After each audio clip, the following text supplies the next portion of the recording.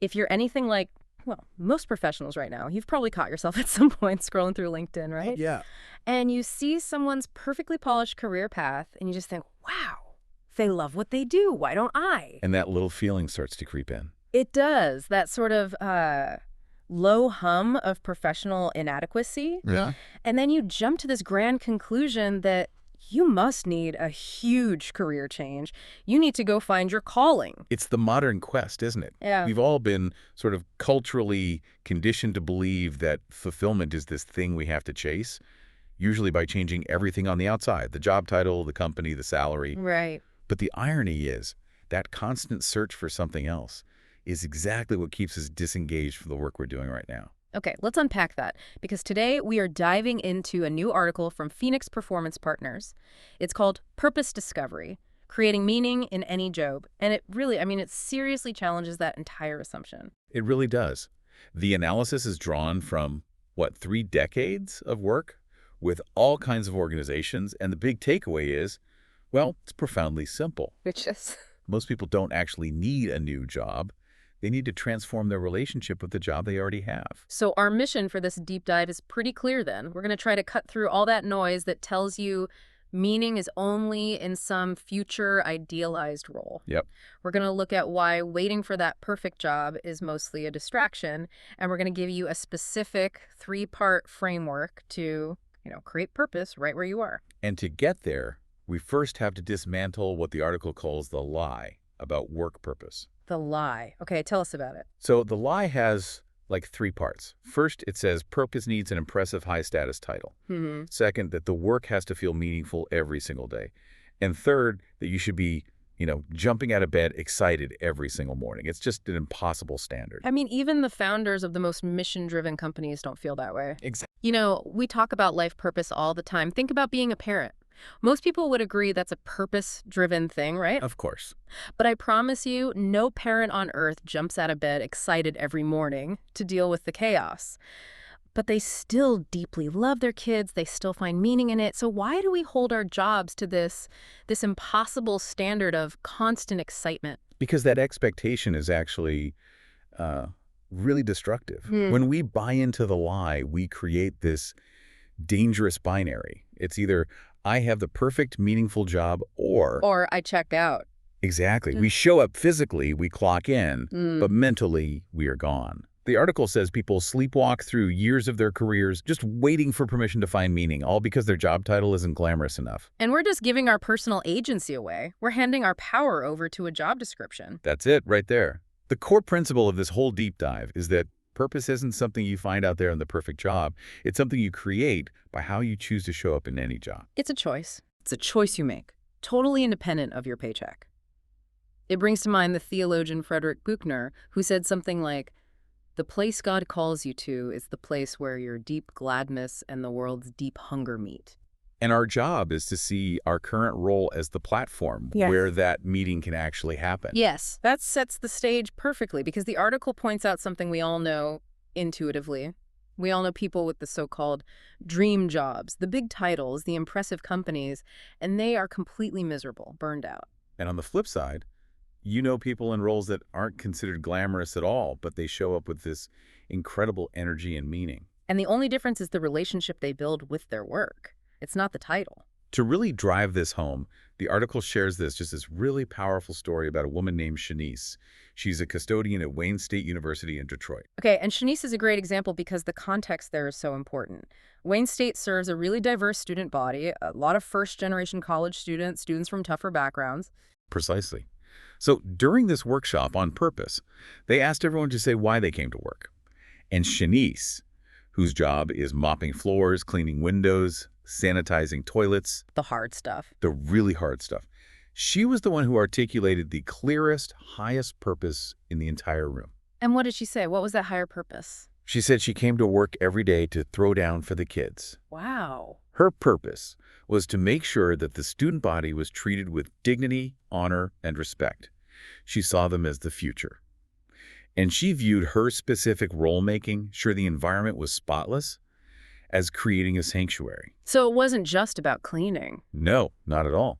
It was about making sure that these students, some of whom might be in a clean, well-maintained facility for the first time, could just focus on their studies without any other distractions.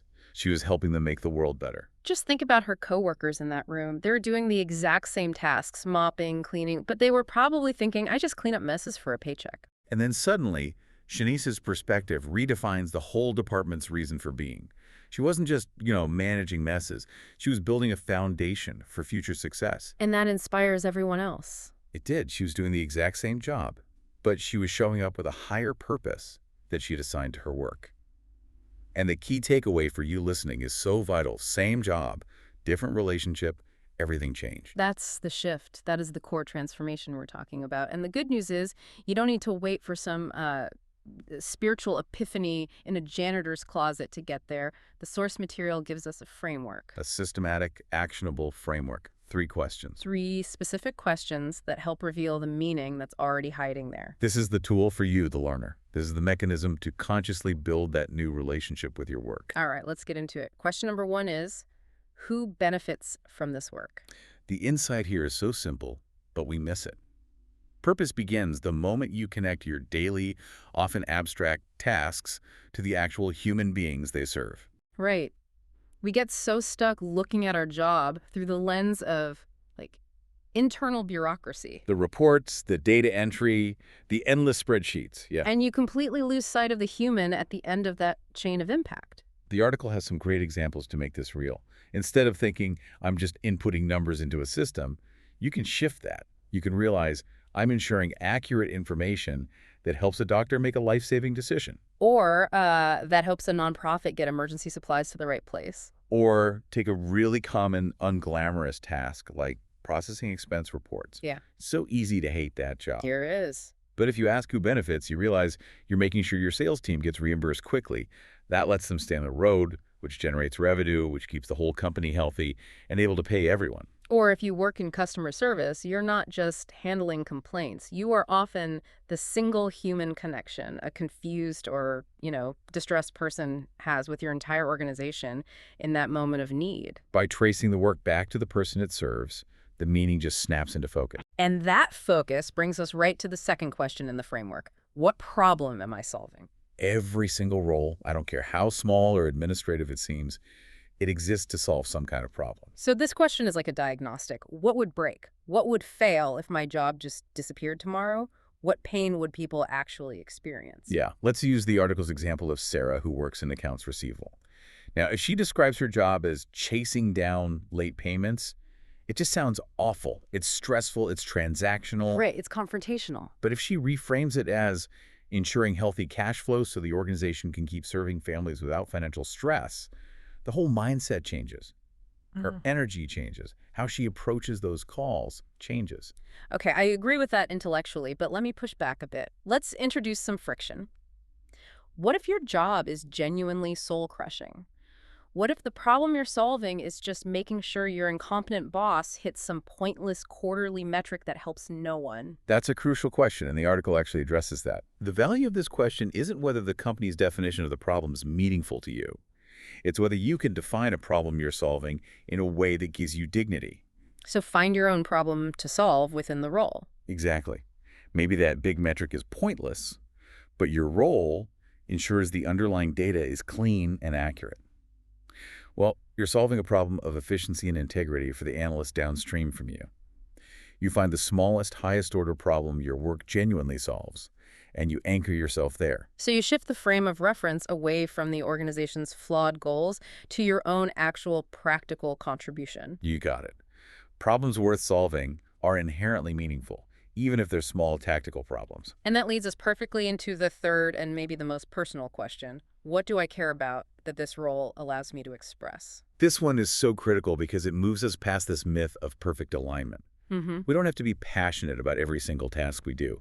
We just need to find one genuine point of connection between what we deeply care about as a person and what our work lets us express. So give us an example. Okay, so let's say you deeply value precision and excellence. You can express that by making sure every report you create is flawless, every piece of data is perfect. It doesn't matter if you're a data processor or an engineer. That excellence becomes your personal signature on the work. Or maybe you care about helping people feel seen and heard. That's not a job title, that's a personal value. Right. You can express that as a receptionist, as an accountant, as a warehouse supervisor. You can be the person in a meeting who actually listens, who offers a genuine word of encouragement to a Or coworker. think about a value like innovation or efficiency. You might not be a consultant, but if you care about making things better, you can suggest process improvements. You can fix that terrible filing system or streamline an awful meeting structure in your little corner of the world. Your job becomes a vehicle for your values. Not just a list of tasks. Yeah. That's the shift. That's the ultimate mindset shift the article describes.